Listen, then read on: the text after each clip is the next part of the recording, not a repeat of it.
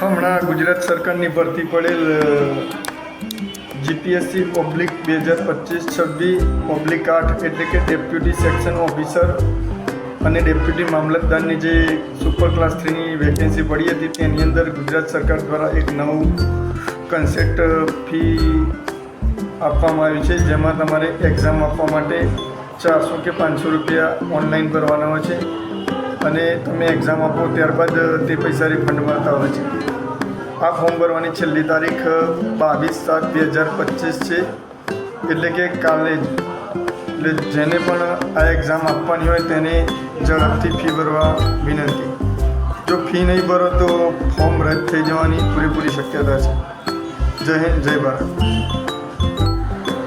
આ માટે ગુજરાત સરકાર દ્વારા તમને જે નંબર પર ફોર્મ ભરેલું છે તેના પર સાદો ટેક્સ્ટ મેસેજ પણ આવી ગયો છે, જ્યાં નીચે મુજબ સ્ક્રીન પર દર્શાવેલો છે.